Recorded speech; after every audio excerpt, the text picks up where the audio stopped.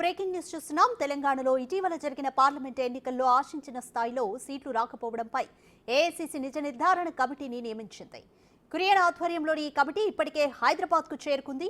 రేపు ఉదయం 10:30 17 పార్లమెంటు నియోజకవర్గాల్లో పోటీ చేసిన అభ్యర్థులతో చర్చించనుంది. ఆయా స్థానాల్లో ఓటమికి గల కారణాలను అభ్యర్థుల నుంచి అడిగి తెలుసుకోనుంది.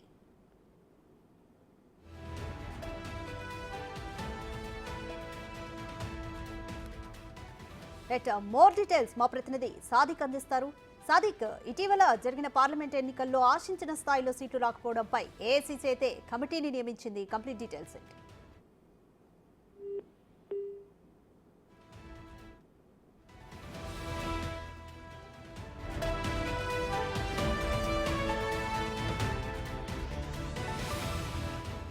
తెలంగాణలో ఇటీవల జరిగిన పార్లమెంట్ ఎన్నికల్లో ఆశించిన స్థాయిలో సీట్లు రాకపోవడంపై ఏఐసీసీ నిజ నిర్ధారణ కమిటీని నియమించింది.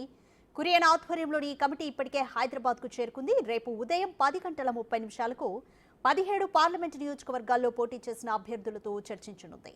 ఆయా స్థానాల్లో ఓటమికి గల కారణాలను అభ్యర్థుల నుంచి అడిగి తెలుసుకోనుంది. మోర్ డీటెయిల్స్ మా డిప్యూటీ బ్యూరో చీఫ్ సాదిక్ అందిస్తారు. సాదిక్, ఏఐసీసీ అయితే నిజ నిర్ధారణ కమిటీని నియమించింది. రేపు ఇప్పటికే హైదరాబాద్ కూడా చేరుకుంది. రేపు అభ్యర్థులతో చర్చించనుంది. ఏ అంశాలపై ఫోకస్ చేయనుంది కమిటీ?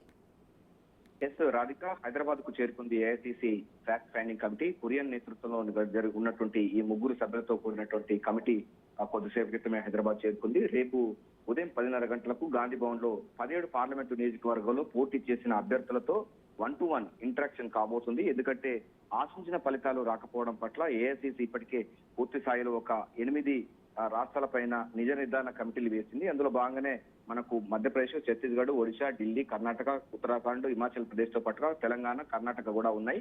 సో ఈ యొక్క కురియన్ కమిటీ సంబంధించిన దాంట్లో రకీబుల్ హుస్సేన్ తో పాటుగా ఫర్గత్ సింగ్, ఈ ముగ్గురుతో కూడినటువంటి కమిటీ రేపు ఉదయం 10:30 గాంధీ భవన్ లో 1-to-1 ఇంటరాక్షన్ ఉండబోతుంది. గెలిచినటువంటి ఎంపీ అభ్యర్థులు, ఓడిపోయిన ఎంపీ అభ్యర్థులు, మీరు గెలవడానికి గల కారణాలు ఏంటి, ఓడిపోవడానికి కారణాలు ఏంటని కూడా పూర్తి స్థాయిలో అయితే వారితో కూడా ఇంటర్వ్యూ చేయబోతున్నారు. దీంతో పాటుగా ఏఐసీకి సంబంధించిన పరిశీలకులు, అదేవిధంగా జిల్లా సంబంధించినటువంటి మంత్రులు ఇన్ఛార్జీలుగా ఉన్నారు పార్లమెంట్ ఎన్నికలప్పుడు, వాళ్ళతో కూడా ఈ ఇంటరాక్షన్ ఉండబోతుంది. ప్రధానంగా నిజ నిర్ధారణ కమిటీ పూర్తి స్థాయిలో కూడా అటు దీనిపైన కూడా పోస్ట్ మార్టం నిర్వహించబోతుంది. ప్రధానంగా తెలంగాణ రాష్ట్రంలో 10 నుండి 12 ఎంపీ స్థానాలు గెలుస్తామని కూడా ధీమా వ్యక్తం చేసినటువంటి ఏఐసీసీ, పీసీసీ రేవంత్ రెడ్డి, కానీ అనుకున్న మేరకు రాకపోవడం పట్ల కూడా ఏఐసీసీ